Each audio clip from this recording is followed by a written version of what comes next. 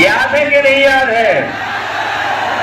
जो 400 पार का नारा दे रहे थे, लेकिन 6 चरणों के चुनाव के बाद और जो जनता का गुस्सा उन्होंने 7वें आसमान पे देखा है, तब से 400 पार नहीं 400 हार याद आ रही है उन्हें। और 400 पार का जो नारा दिया था उसको हम लोग बाद में समझ पाए। हमारे साथी जानते होंगे, कुछ लोकसभा के बारे में जो गिनती है, जो लोकसभा के सांसद हैं वो लोकसभा में 543 बैठते हैं, और अगर ये बीजेपी वाले 400 पार की बात कर रहे थे तो बताओ 543 में 400 पार कितनी सीटें हैं? 100। इस बार इन्हें 143 भी नहीं मिलेंगी। इस देश की जो 140 करोड़ की जनता है वो इन्हें 140 सीटों के लिए भी तरसा देगी, और इसलिए तरसाएगी क्योंकि इस बार इन्होंने किसानों को धोखा दिया, नौजवानों को धोखा दिया, हमारी माताएं बहनों को धोखा दिया। इस बार इन पर ये तीनों लोग मिलकर के वार करने जा रहे हैं, त्रिकोणीय वार होने जा रहा है। हमारा किसान तो पहले से ही दुखी नाराज है इनसे, क्योंकि इन किसानों को कहा इन्होंने कि आय दोगुनी हो जाएगी। मुझे सुनने में आया है कि देश के प्रधानमंत्री, देश के गृह मंत्री, मुख्यमंत्री और जिनको कोई नहीं जानता वो उप मुख्यमंत्री कई बार आए हैं यहाँ, कई बार आ गए हैं, और उन्हें पता है कि घोसी का परिणाम क्या था।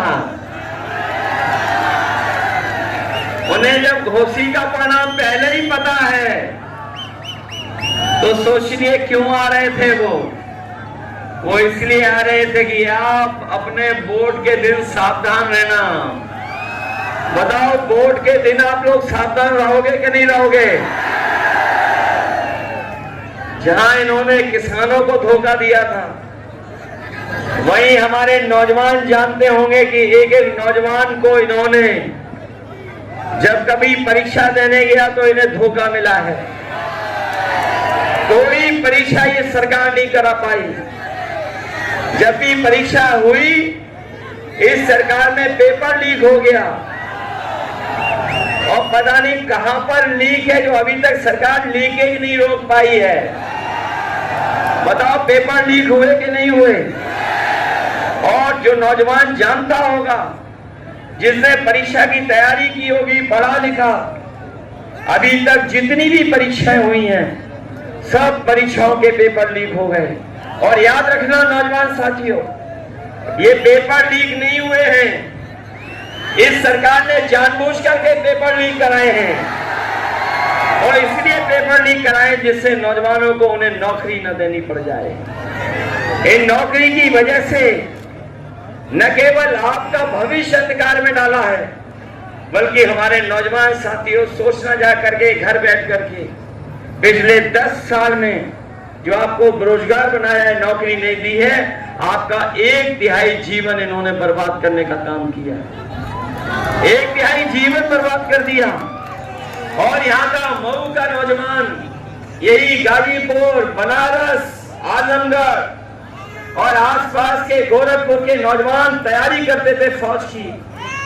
वो खेतों में दौड़ करके, मैदानों में तैयारी करते थे, दौड़ करके सुबह इस बात की तैयारी करते थे, सोचते थे कि उन्हें फौज में नौकरी मिल जाएगी, और नौकरी मिलने के बाद वो वर्दी पहन करके देश की रक्षा करेंगे। लेकिन इस सरकार ने ये जो आधी अधूरी नौकरी की व्यवस्था की है, जो अग्निवीर वाली व्यवस्था की है, हमारा नौजवान जानता होगा ये जो अग्निवीर व्यवस्था है इसमें न पक्की नौकरी मिलनी है, न नौकरी अगर मिल भी गई और फौज में अगर चले भी गए और अगर शहीद हो गए तो न केवल आपको धोखा मिलेगा वहां पर, न शहीद का दर्जा मिलेगा, न सुविधाएं मिलेंगी और आपको कोई सम्मान भी नहीं मिलेगा। इसलिए समाजवादी पार्टी और इंडिया गठबंधन अपने नौजवानों को कह के जा रही है कि जब कभी भी सरकार बनेगी 4 तारीख को ये अग्निवीर व्यवस्था हमेशा हमेशा के लिए खत्म हो जाएगी। जहां पर पक्की वर्दी पहनने को मिलती थी, पक्की नौकरी मिलती थी, वही व्यवस्था लागू करेंगे और न केवल व्यवस्था लागू करेंगे बल्कि हम लोग तमाम नौजवानों को जिनकी भर्ती छूट गई है उम्र की भी छूट देंगे, संख्या भी बढ़ाएंगे जिससे ज्यादा से ज्यादा लोगों को, नौजवानों को नौकरी मिल जाए और वर्दी पहनने को मिल जाए। साथियों, आज हम अपने खाकी वर्दी पहने वाले भी साथियों को देख रहे हैं। जैसे हमारा आपका पसीना निकल रहा है, इनका भी पसीना निकला जा रहा है और ये भी चिंता में हैं कि अभी तो फौज की नौकरी हुई है 4 साल की, ये बीजेपी वाले कहीं आ गए तो हो सकता है खाकी वर्दी पहनने वालों की भी नौकरी 3 साल